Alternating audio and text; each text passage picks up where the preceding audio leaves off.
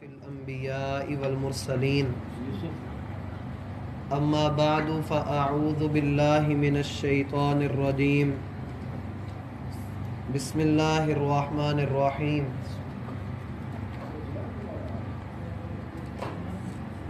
اللہ الرحمن کی بندگی،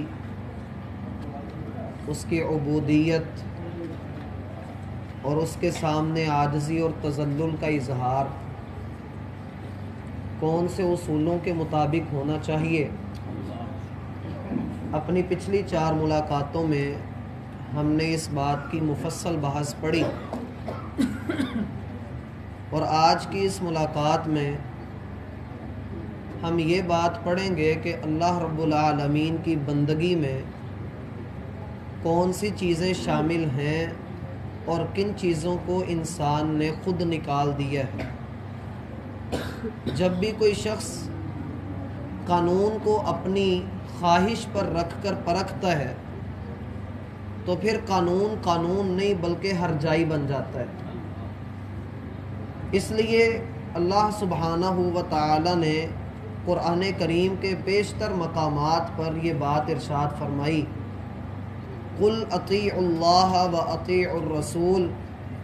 فَإِن تَوَلَّوْا فَإِنَّمَا حُمِّلَ عَلَيْكُمْ، کہ لوگو اللہ اور اس کے رسول کی اطاعت کرو۔ اور لفظ اطیعوا 2 مرتبہ ذکر کیا، جس کا یہ مقصد ہے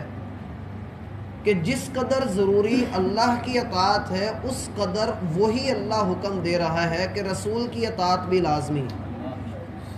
اس لیے کہ رسول کی ایک ایک بات، ایک ایک قول، ایک ایک فعل وہ اللہ کے حکم کے عین مطابق ہوتا ہے۔ لہٰذا یہاں پر آیت نمبر 2 میں اللہ رب العالمین کا یہ فرمانا کہ خالص اللہ رب العالمین کی بندگی کیجئے، دین کو بھی اسی کے لیے خالص کر لیجئے۔ دین کو اللہ کے لیے خالص کرنا، اس کا ایک معنی تو ہم نے یہ کیا کہ عبادت بندے کی خالص ہونی چاہیے، ہر طرح کی نمود و نمائش سے، ریاکاری سے اور بدعات سے، شرک سے پاک بندے کو عبادت کرنی چاہیے۔ اب جو دوسری بات ہم اس زمرے میں لا سکتے ہیں وہ یہ ہے کہ بندہ عبادت کا حق اللہ کو دے، یہ تو ہم نے سیکھ لیا، لیکن انسان کمی یہ کر رہا ہے اس کے مفہوم میں کہ وہ اطاعت کا حق اللہ کو نہیں دے رہا۔ اللہ کا حق ہے کہ اللہ کی اطاعت بھی کی جائے، نماز، روزہ، زکوٰۃ، حج اور شہادتین کا اقرار اور ان ساری چیزوں پر عمل کر لینا، یہ کسی حد تک عبادت کے اندر شامل ہے۔ یہ ہماری ذمہ داریاں ہیں کہ ہم نے نماز ادا کرنی ہی کرنی ہے، اگر ہم صاحب نصاب ہیں تو ہم نے زکوٰۃ دینی ہی دینی ہے، یہ اسلام کا ایک قانون ہے۔ ان قوانین سے باہر نکل کر دیکھیں تو اطاعت کا لفظ ہمیں نظر آتا ہے جو پورے دین کو حاوی ہے، پورے دین کو اپنے اندر شامل کر رہا ہے۔ اس کو آپ سادہ سی مثال سے یوں بھی سمجھ سکتے ہیں کہ اسلام یہ نہیں ہے کہ یہ میری اور آپ کی پرائیویٹ لائف کے ساتھ جڑا ہوا ہو، بلکہ یہ ایک بندے سے لے کر، ایک فرد سے لے کر پوری قوم کے احکامات بیان کرتا ہے۔ یہ ایک ضابطۂ حیات ہمیں دیتا ہے اور ایک قانون ہمیں دیتا ہے، یہ ہمیں اللہ کی حکمرانی کی آگاہی دیتا ہے، اور جب ہم اس آگہی میں اپنے آپ کو آگاہ کر لیتے ہیں تو پھر ہمیں اس خلوص کی سمجھ آتی ہے جس کا یہاں پر اللہ الرحمن حکم دے رہے ہیں۔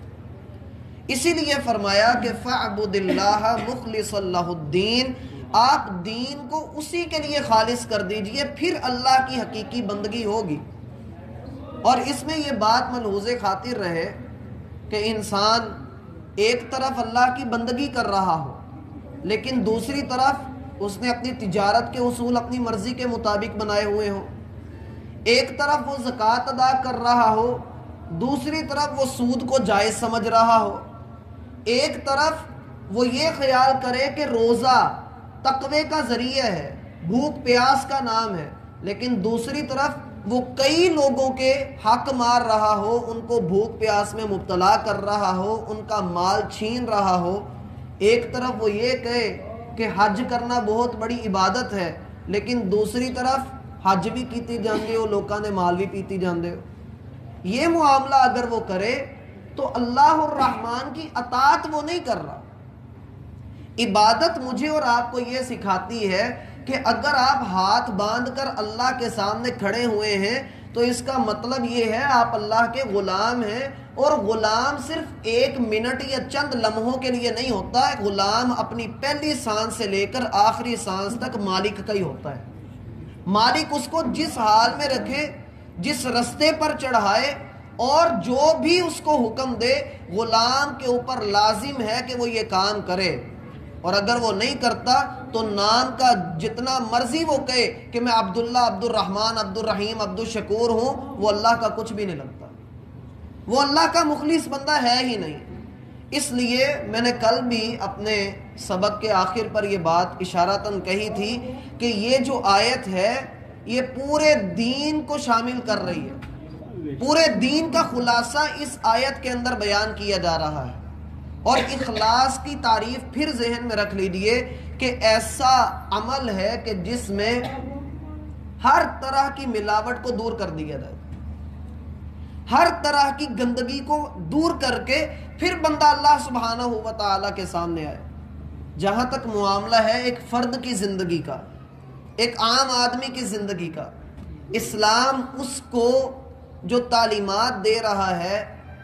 اس کو سمجھتے ہوئے کوئی بندہ یہ نہیں کہہ سکتا کہ بھائی اسلام بس میری زندگی ہے، میں ہوں، میرا رب ہے، بس اس کے علاوہ کچھ نہیں۔ میری جو پبلک لائف ہے، جو چار بندوں میں بیٹھنے کے اصول ہیں، جو تجارت ہے، معاشرت ہے، معیشت ہے، تہذیب اور تمدن ہے، میری سیاست ہے، میرے اٹھنے بیٹھنے کے جو معاملات ہیں، یہ میری اپنی مرضی، میں جو مرضی کروں۔ اسلام اس بات کو ذرہ بھر بھی درست نہیں کہتا۔ اسلام یہ کہتا ہے کہ آپ کی سانسیں بھی اپنی نہیں ہیں، لہٰذا آپ کی زندگی سے جڑنے والا ہر رشتہ، ہر فرد اور آپ خود اللہ رب العالمین کے غلام ہیں، لہٰذا آپ کی پرائیویٹ لائف ہو یا آپ کی پبلک لائف ہو، ان دونوں زندگیوں میں آپ اپنے رب کے غلام ہی ہیں۔ اسلام نے مجھے اور آپ کو بولنے کا طریقہ سکھایا، علمہ البیان، وہ ذات کے جس نے بولنے کے طریقے سکھا دیے، علم القرآن، جس نے قانون قرآن کی شکل میں نازل کر دیا، الشمس والقمر بحسبان، بڑے بڑے سورج اور بڑے بڑے چاند اس نے ہمارے لیے مسخر کر دیے، تو یہ 6 فٹ کا جسم اللہ کے لیے مسخر ہم کیوں نہیں کر پا رہے؟ کہا مخلص اللہ الدین، اخلاص کہاں پر ہے؟ وہ خلوص جو قرون اولا میں ہمیں نظر آ رہا تھا کہ صحابہ کرام ایک دوسرے کی مدد بھی کر رہے ہیں، کفار کے لیے وہ فولاد بنے ہوئے ہیں، سیسا پلائی دیوار بنے ہوئے ہیں، اور آج کیفیت حالت بالکل اس کے برعکس نظر آ رہی ہے۔ اس کی وجہ یہ ہے کہ ہم نے عبادت کا حق تو اپنے رب کو دیا ہے، لیکن اطاعت کا حق اسے نہیں دیا۔ ہم عبادت اس کی کرتے ہیں لیکن مانتے اس کی ہیں جو ہمارا اپنا، جس کو ہم سمجھتے ہیں کہ یہ ہماری فائدے کی بات کر رہا ہے۔ اور یہیں سے 2 برائیاں وجود میں آتی ہیں۔ ایک برائی وجود میں آتی ہے جسے کہا جاتا ہے نفس پرستی، خود پسندی، خود پرستی، اپنے شوق کی عبادت کرنا، جو دل میں آ گیا وہ کر گزرے۔ اس نے عبادت کا حق اللہ کو دیا ہوا ہے، لیکن عبادت سے، مسجد سے جب وہ باہر نکلتا ہے، جب وہ اللہ رب العالمین کے احکامات کو جو اس کی پبلک لائف کی بجائے پرائیویٹ لائف کے اندر ہیں، وہ ان سے باہر نکلتا ہے، تو اس کی اپنی مرضی، اپنے شوق، اپنی خواہشات، ہوائے نفس، وہ انسان کو جدھر بھی اس کا دل کرتا ہے وہ چلا دیتی ہیں۔ کبھی وہ کسی جگہ پر نظر آتا ہے، کبھی وہ کسی معاملے میں گمراہی کا شکار ہو رہا ہے اور یہ سمجھ رہا ہے کہ شاید میں دنیا میں ترقی کر رہا ہوں، حالانکہ انسان نے تو ابھی تک ایک ذرے کی تحقیق بھی نہیں کی۔ رب نے ہی اس کے سامنے کچھ چیزیں واضح کر دی اور یہ سمجھتا ہے کہ شاید میں بہت اونچی چیز کے اوپر آ گیا ہوں۔ قرآن سائنس کی کتاب نہیں ہے، قرآن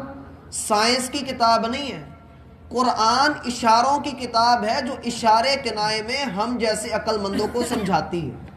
اور اگر ہم نہ سمجھیں، جسے ہم کہتے ہیں عقل مند کے لیے اشارہ کافی ہوتا ہے، یہ اشارے جو ہمیں دے رہی ہے اگر ہم ان سے نہ سمجھیں تو پھر اللہ کی قسم ہم جاہل ہیں، ہم اس کو سمجھ ہی نہیں سکے، ہم اس کو اس پہلو سے دیکھ ہی نہیں سکے جس لیے اللہ رب العالمین نے اسے نازل کیا تھا۔ آپ اقوام کی تاریخ پڑھ کر دیکھیں کیسے عاد اور سمود کو اللہ نے تباہ کر دیا، لیکن ان چیزوں سے تباہ کیا جہاں سے ان کو گمان بھی نہیں تھا۔ ہوا میری اور آپ کی زندگی کے لیے انتہائی اہم ہے، اللہ 10 سیکنڈ کے لیے اس کو صرف بند کر دے، صرف 10 سیکنڈ کے لیے ہوا کا وجود کائنات سے ختم ہو جائے، اللہ کی قسم کوئی جاندار زندہ نہیں رہ سکے گا، صرف 10 سیکنڈ۔ ہماری اوقات ہی کیا ہے؟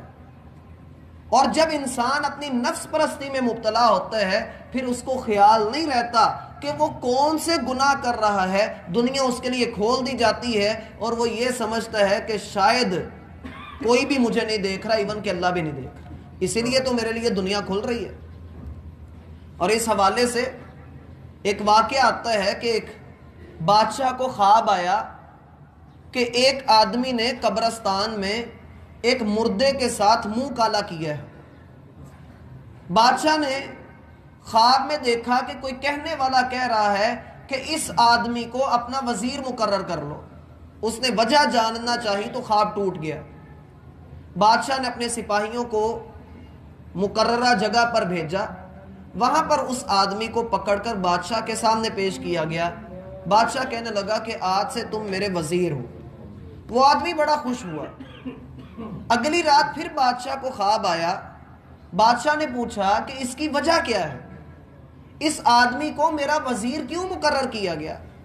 تو کہنے والے نے کہا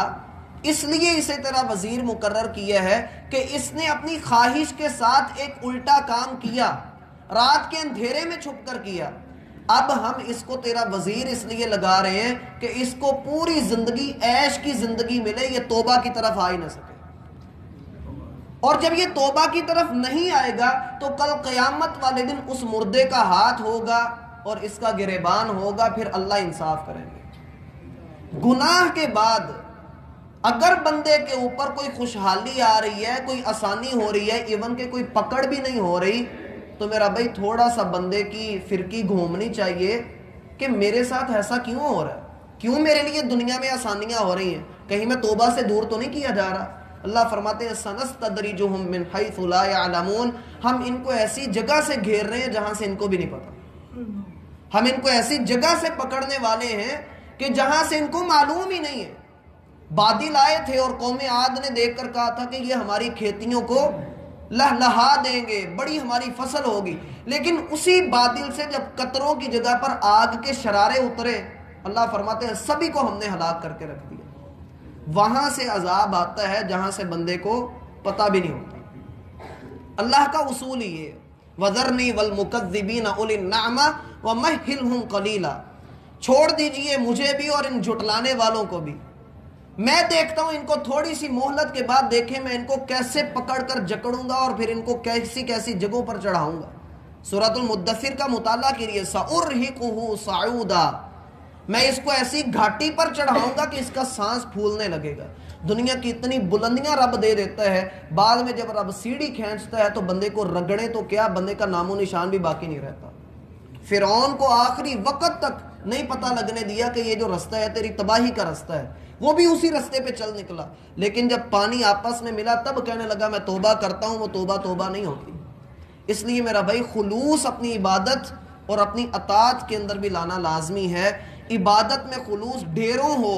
اور بندہ اپنے نفس کی خواہشات میں مبتلا ہو جائے تو اللہ کی قسم انسان تباہی کی طرف جا رہا ہے۔ جو دوسری برائی وجود میں آتی ہے، اللہ نے توفیق دی تو ہم انشاءاللہ اس کے بارے میں پرسوں پڑھیں گے۔ اللہ سمجھنے کی توفیق عطا فرمائے۔